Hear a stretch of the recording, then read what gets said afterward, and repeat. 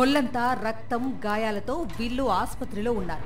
కానీ పోలీసులకు మాత్రం అసలు గాయాలే కనిపించలేదట. 307 కేసు పెట్టాడు. ఆ విధమైన దెబ్బలు లేవు. ఇప్పుడు వచ్చి వూండ్ సర్టిఫికేట్ ఆ ప్రైవేట్ హాస్పిటల్ యాజమాన్యం ఇంకా మనకి ఇవ్వలేదు. వూండ్ సర్టిఫికేట్ ఇవ్వకుండా వాళ్ళని ఎలా అరెస్ట్ చేస్తాం? పోలీసులు పచ్చగుండాలకు అక్కడే ఉండి సహకరించారు. ఇది ఆరోపణ కాదు, పోలీస్ బాసులు ఒప్పుకుంటోన్న పచ్చి నిజం. అంత త్వరగా ఆగింది, లేదంటే తలకాయలు ఎగిరిపోయాయి కదా. ఎటువంటి ఆస్తి నష్టం, ప్రాణ నష్టం, ఆస్తి నష్టం లిమిటెడ్గా జరిగింది, ప్రాణ నష్టం జరగకుండా బయటపడ్డారు. కూటమి నేతలను అరెస్ట్ చేయబోమని డైరెక్ట్ గా చెప్పేస్తున్నారు పోలీసులు. వాళ్ళ కార్యకర్తలు వెళ్ళి అక్కడ జరిగిన చిన్న గలాటా జరిగిందని వాళ్ళు చెప్తున్నారు. ఈయన వెర్షన్ ఏంటనేది ఇంకా హాస్పిటల్ ఏదో ఎమ్మెల్సీ రిపోర్ట్ అది రాస్తాం, మనం పూర్తిగా తీసుకోలేదు.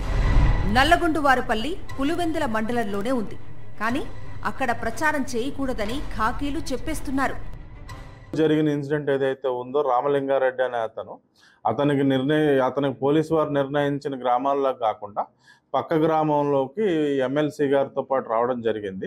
ప్రచారం చేయకుండా పక్క గ్రామంలోకి వెళ్ళి పత్యాపారాలు చేస్తే ఇలాంటివి జరుగుతాయి, అలాంటివి చేయొద్దు.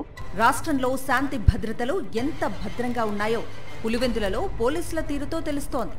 పులివెందుల ఉప ఎన్నికల్లో అధికార పార్టీకి పోలీసులు ఎలా కొమ్ము కాస్తున్నారో ప్రవీణ్ వ్యాఖ్యలతోనే అర్థమవుతోంది.